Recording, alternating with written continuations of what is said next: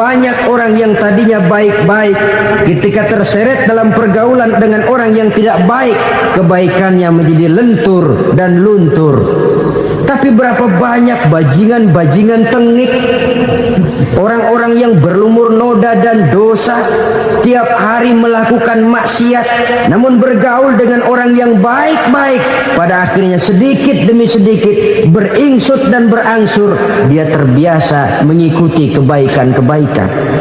Saya tekankan ini kepada remaja karena mereka masih mencari identitas diri.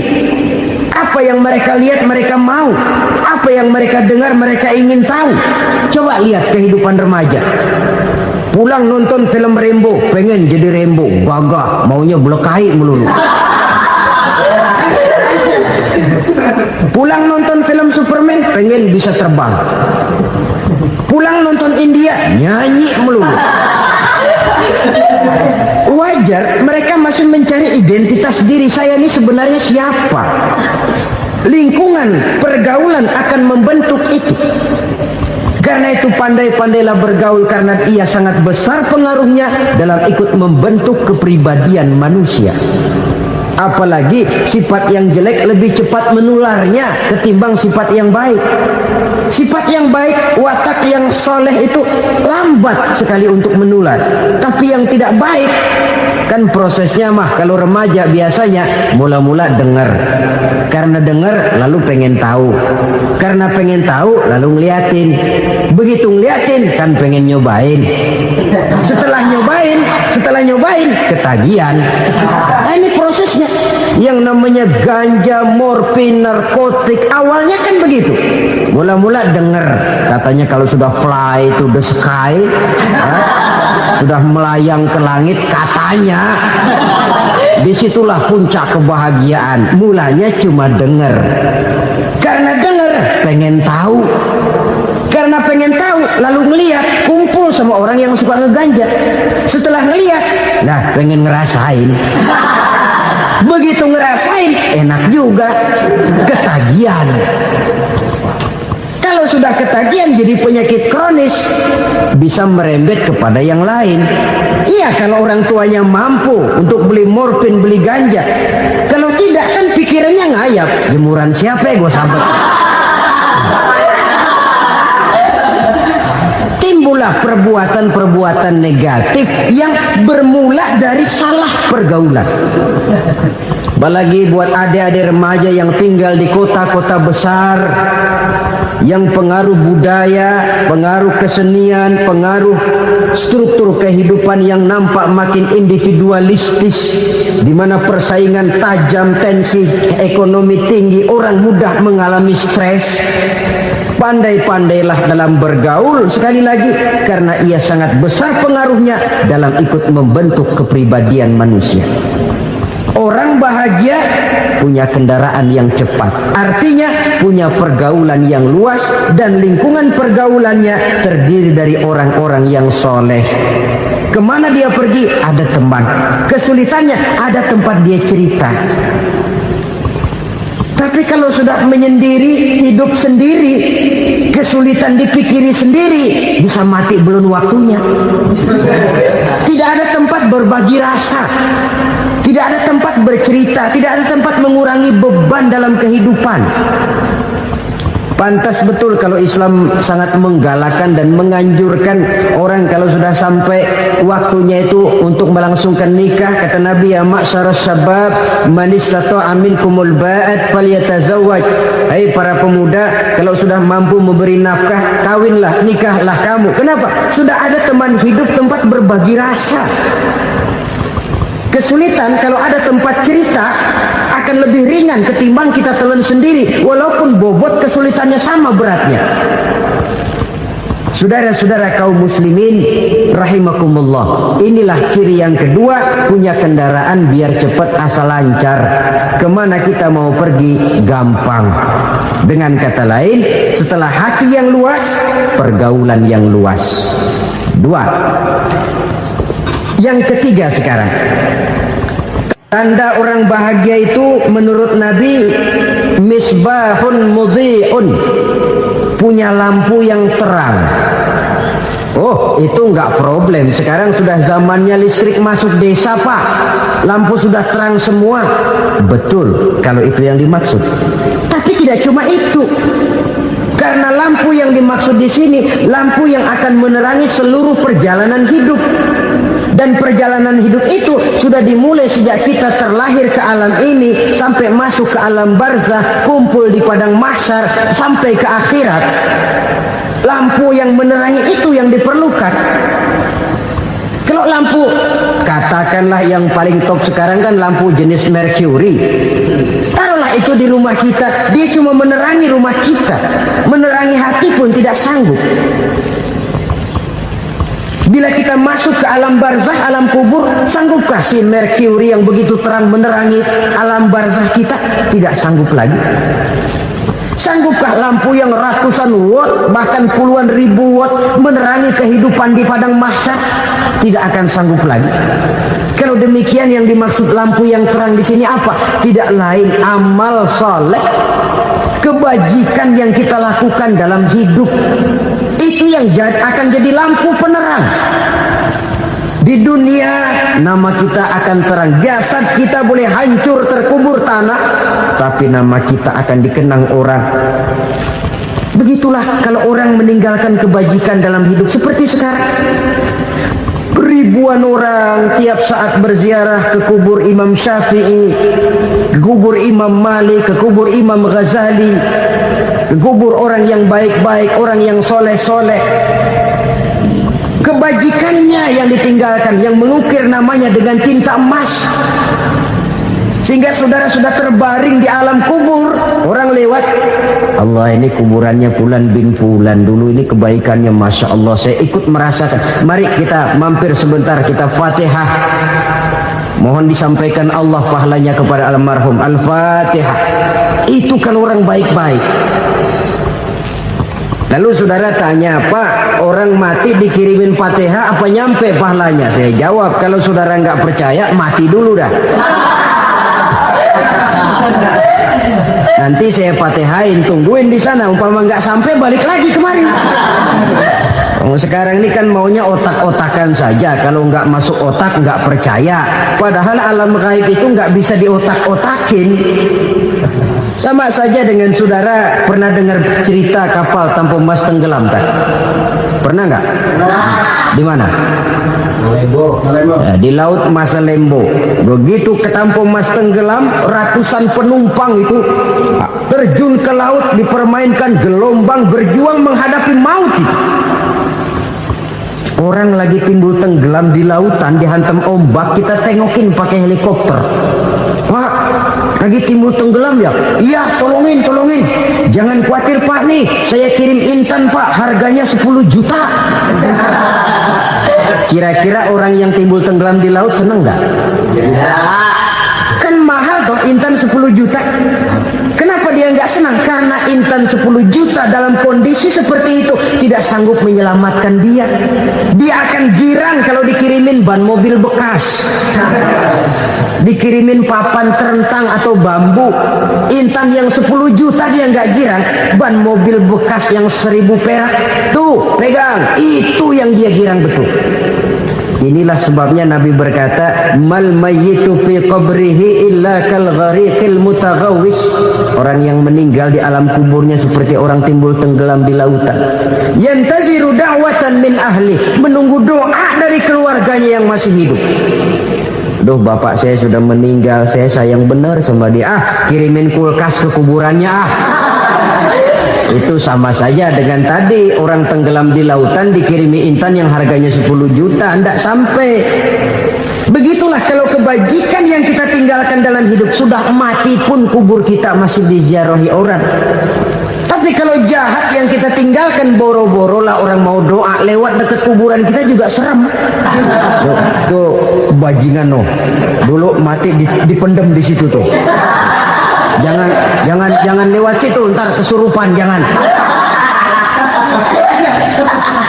Lewat saja orang ngeri.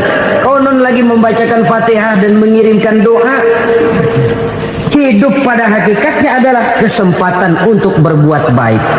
Maka sekali kesempatan itu diberikan, manfaatkan dengan sebaiknya. Sebab kesempatan kedua tidak akan pernah ada. Kesempatan berbuat baik di sini, di akhirat sudah pembalasan namanya. Sekali kesempatan itu dicabut, dia tidak akan pernah dikembalikan lagi. Kata Iqbal, hidup tidak mundur ke belakang, Bung. Berhenti diinjak orang, mundur hancur. Tidak ada kata mundur dalam hidup ini. Berhenti diinjak orang, mundur kecebur. Tidak ada kata lain, harus maju dalam kehidupan dalam artian yang positif. Hidup adalah kesempatan untuk mengumpulkan kebajikan yang sebanyak-banyaknya. Di situ nilai daripada manusia. Sekarang ini memang nggak kelihatan kok, orang yang banyak pahala sama yang banyak dosa nggak kelihatan kok. Barangkali kalau habis bikin dosa palanya pada benjol, mungkin orang takut sama dosa. Tapi sekarang sama saja, orang yang banyak dosa dengan yang nggak banyak dosa jalan bareng dari belakang, sama, nggak kelihatan beda. Tapi ada waktunya di mana pahala memegang peranan, di mana dosa diperlihatkan. Sama saja kalau kita bawa mobil siang, lampu kan nggak begitu berfungsi. Apa lalu bilang, alah ini lampu berat-beratin, copot-copotin aja dah. Tidak perlu begitu. Kenapa? Pada satu saat malam senja akan datang. Bila matahari terbenam, senja pun datang, gelap mulai merayap, disitulah baru terasa perlunya lampu. Pahala begitu. Sekarang orang yang nggak ada pahalanya nggak kelihatan dalam kehidupan. Tapi pada satu saat senja kehidupan akan datang. Ajal merenggut nyawa, malam merayap, dan hidup mulai diliputi kegelapan di alam barzakh. Dikala itu kalau nggak punya lampu, alangkah malangnya kita. Sebab amal yang baik, kata Nabi, di alam barzakh itu akan diciptakan menjadi perempuan yang cantik menemani kita. Amal yang jahat akan menjadi orang yang paling jelek nemenin kita. Sudah di tempat gelap yang nemenin jelek.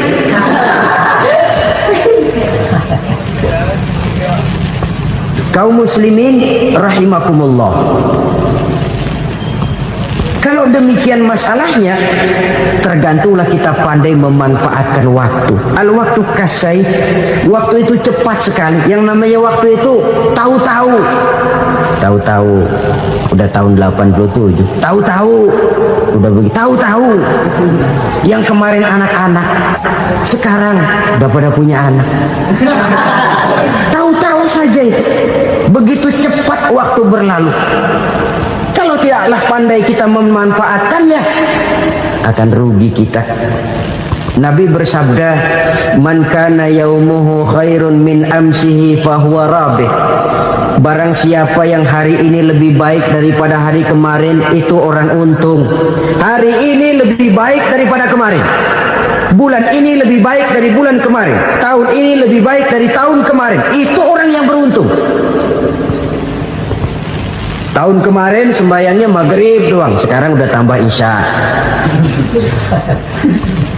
Tahun kemarin cuman Idul Fitri aja ngancem bener, sekarang udah tambah Jumat, lalu tambah lagi maghrib, tambah lagi isya, dan selanjutnya. Hari ini lebih baik daripada kemarin, itu orang yang beruntung.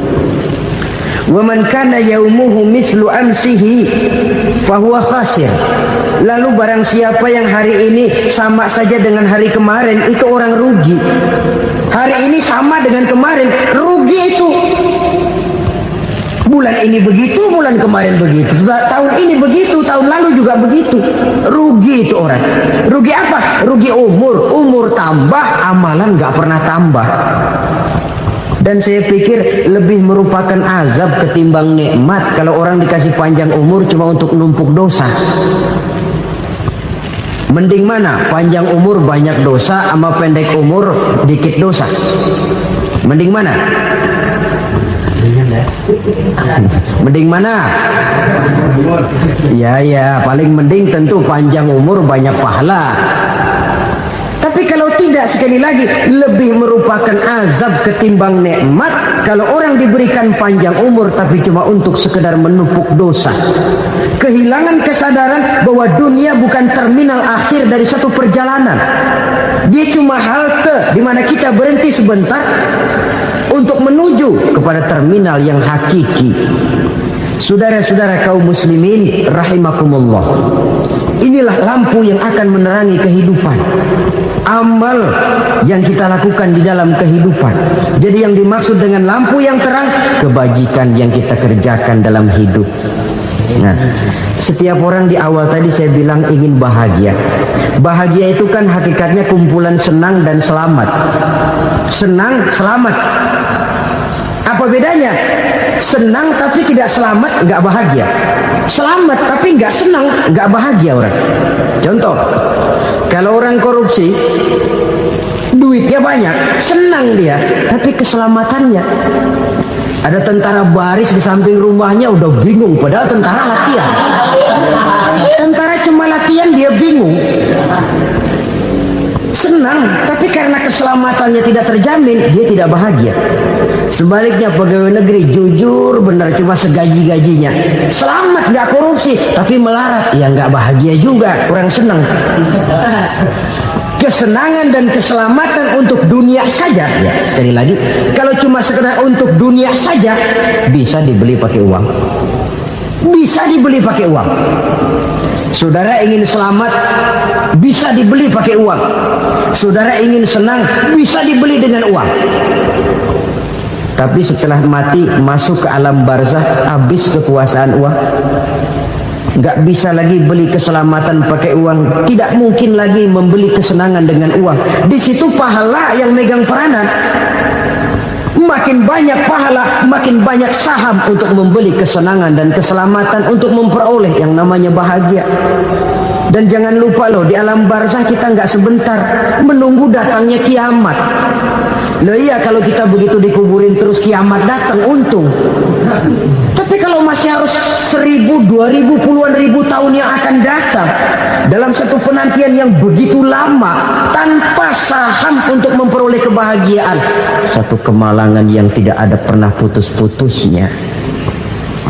Janganlah tergelincir oleh kebahagiaan sebentar yang menipu dengan mengorbankan kebahagiaan hakiki yang berjangka panjang. Apa artinya senyum sejenak kalau harus ditebus dengan tangis seumur hidup? Biarlah kita minum jamu, pahit memang, getir memang, tapi kan besok badan sehat. Daripada sekarang minum sirup, manis memang, enak memang, tapi bibir pada jontor besok. Sirawan, batuk, nggak karu-karuan. Banyak orang tertipu oleh kesenangan yang sebentar, padahal laisa kullu ma yalma'u zahaban. Belum tentu semua yang berkilat itu emas, belum tentu semua yang gemerlap itu intan. Karena itu, marilah manfaatkan kesempatan yang diberikan Allah ini untuk mengumpulkan kebajikan yang sebanyak-banyaknya. Yang terakhir sekarang, yang keempat, tanda orang bahagia kata Nabi. Zaujatun salihah. Orang bahagia itu tanda yang keempat kata Nabi, punya istri biar cakep asal taat. Udah surga itu, cakep taat. Istri kayak gitu, kalau belum mati jangan dikuburin dulu. Sudah cakep taat lagi, tapi kadang-kadang enggak, udah jelek ngadat melulu. Apa yang mau dipilih? Sebab itu Quran mengatakan istri pakaian untuk suami, suami pakaian untuk istri. Kenapa suami istri diibaratkan pakaian? Alangkah tingginya gaya bahasa Quran ini. Suami istri teman hidup, hidup perjalanan panjang. Sejak kita dalam rahim sudah ada hidup kan di sini. Sampai ke alam dunia, masuk ke alam barzah, kumpul di padang mahsyar, sampai menuju akhirat, itu perjalanan hidup. Carilah istri atau suami teman hidup yang membawa manfaat tidak hanya kehidupan di dunia ini, sampai di alam barzah, sampai di padang mahsyar. Suaminya mungkin meninggal lebih dulu, atau istrinya mungkin meninggal lebih dulu, tapi suami atau istri yang masih hidup berbuat kebajikan. Suami saya meninggal, ada hartanya, saya sedekahkan, niat pahala untuk almarhum suami saya. Ini teman hidup, tidak dibatasi dan tidak bisa dipisahkan oleh maut sekali.